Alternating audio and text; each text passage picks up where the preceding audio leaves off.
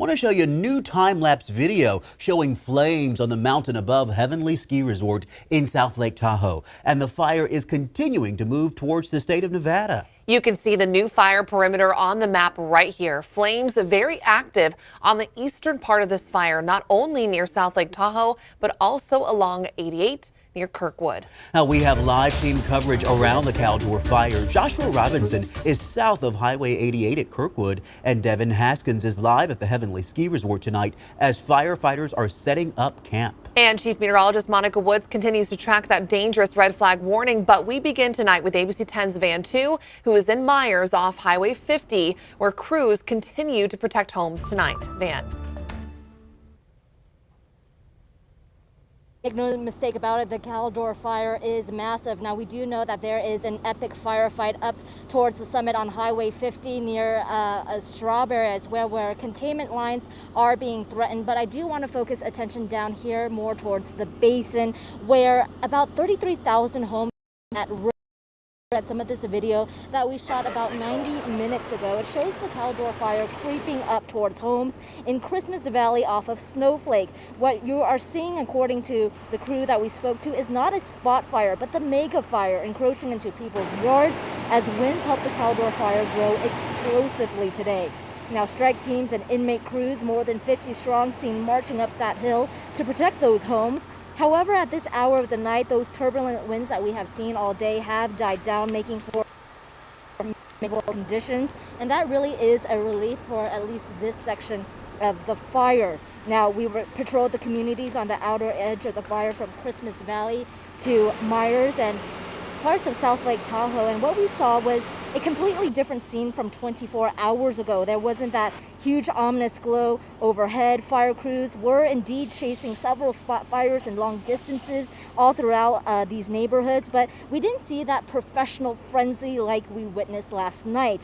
So this past week really has caused so much distress for people who call the Tahoe Basin home. Now, I did speak to one longtime Heavenly ski instructor who says she is filled with so much gratitude for the 4,000 personnel on this job, on this fire, doing a stellar job protecting homes. But the distress of seeing the jewel that is Tahoe is still very hard to bear. It's more about the environment, about the community and the animals, the beautiful vistas, the clear lake. Having seen that all these years, to think that that is not going to be there.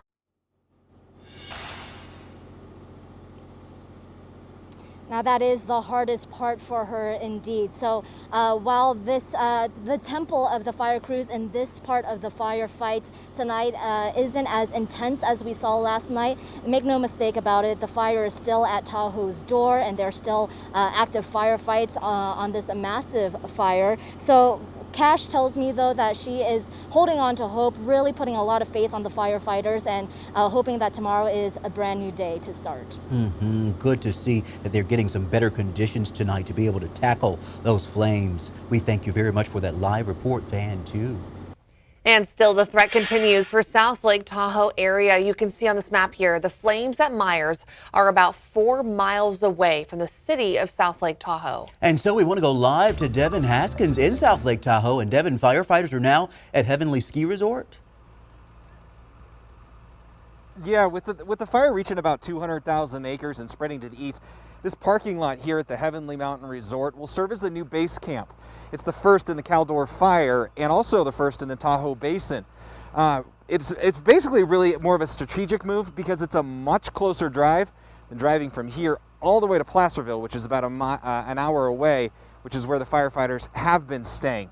Now, the parking lot here, not much to look at, just a trailer or two, but by this time tomorrow, this will be a fully functional base camp. More than 1,000 of those fighting on the east side will be based here, making it easier to fuel up the trucks, get food, and even more importantly, less travel time for the crews so they can get to sleep faster and get that rest that they need. And just like Sierra at Tahoe, Heavenly Mountain Resort has turned on their snowmaking machines, spewing water to help protect the slopes here. Here at Heavenly, they have millions of gallons of water up in the upper lakes that are feeding these, and we're able to get these snowmaking machines up in place. They're called snow guns, and they spray all the water, and so it raises the humidity in both the fuels and in the air, and it'll help slow the fire and stop the fire on the ski slopes up here.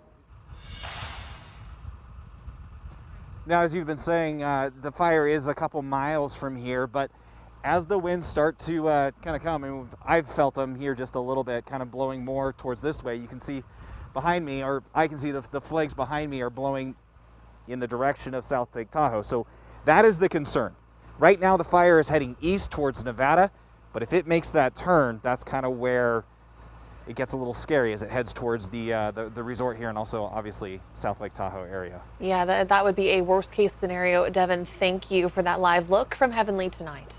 We have new evacuation orders and warnings now in effect in Nevada tonight as the fire threatens to cross the state line.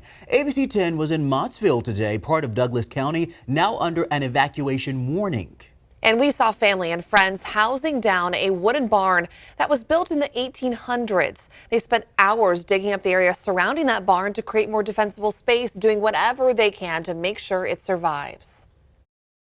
This is obviously an antique barn, and this whole property was that brush back there you guys can see in the back, and all we can do is what we can do and rig the sprinkler up to soak that wood, because that thing's a tinderbox and it's full of hay too. This is unreal. Making the situation even more stressful for these folks, they were also in the process of evacuating horses from their property. Again, thousands of firefighters are battling this fire. Just look at that. And some of them are from Sacramento. They are sharing these pictures with us tonight. They say the biggest challenge in the area is the weather, the topography, and the dry drought conditions. They are exhausted and asking for everyone to keep first responders and all those impacted in your thoughts. And tonight we have confirmed a firefighter battling the Caldor Fire is in the hospital suffering 2nd and 3rd degree burns. West Stanislaus firefighter Richard Goretti was burned Saturday while along the northeast section of the fire. He is burned on 20% of his body, his hands, legs, and the back of his arms. If you would like to help him and his family, head on over to our website, abc10.com/links. Meanwhile, an active firefight continues on the southeast end of this fire along Highway 88 near Kirkwood. ABC 10's Joshua Robinson is there live tonight. And Joshua, I understand reinforcements have been brought in. Yeah, right now fire crews from LA County, from Oxnard, from Ventura County, all across the state are here to kind of make sure that Caldor Fire does not cross over here into the Kirkwood area. Now, even though it is pretty dark where I'm standing right now, you can see behind me there are a handful of engines in place. And I talked with a few of the firefighters that are here right now. They say that right now the wind has not pushed that fire over the ridge of the hill nearby, but they are basically staying ready just in case that changes. Now, this all comes after an impressive stand today by firefighters to protect the ski resort and the cabins and keep them all intact as the dangerous winds threatened to intensify that Caldor Fire early in the day.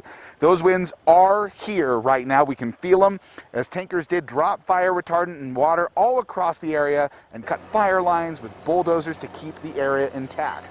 But with those winds, along with the dryness and the drought conditions across the region, they've made it pretty tough to actually put out the fire right now. So that's forced Cal Fire to change their tactics.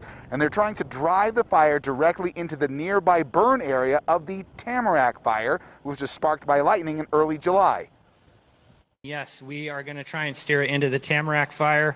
It's a fresh burn, and if we get it steered into there, whatever portion we get turned into it, that basically stops the spread of the fire. So that's a very valid tactic that we're actively trying to do. And so far that tactic has seemed to pay off for the time being. Of course, everyone here is ready just in case those winds shift and move the fire back in a problematic direction here towards Kirkwood. Now, the crews here right now are going to be stationed here until 7 a.m. So we will be here tonight to continue to watch and make sure and monitor if things do change. Very encouraging to hear they were able to take to the skies again today, given the conditions. Joshua, we thank you for that update.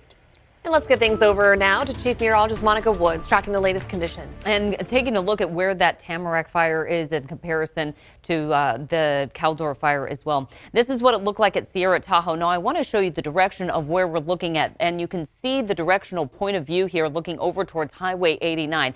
Many people are talking about this could be, in fact, be a back burn to prevent too much damage coming across some of that canyon and moving over towards 89. So let's take a look at the map right now, and here's a look at the Caldor Caldor Fire current perimeter. You can see how close it's getting to the Tamarack Fire burn scar. That's why they're saying, well, if we can get these two combined, then that could be a stop for us instead of having to put so much power on the ground and in the air to try to attack this in that tactic. Here's a look at some of the hot spots growing along Highway 88. We also take a look at the entire perimeter here, and you can see it's still growing up around the north end as it approaches Pioneer Trail. Also looking over towards the Heavenly area, you can almost see along the crest line there some active fire situation where we see all the hot spots growing for tonight. Everything you see with these golden shimmers here, those are actively burning areas with our thermal camera, where you can see it's pointing from Heavenly over towards the ridgetop there, coming towards the Tahoe area. But the winds have been fairly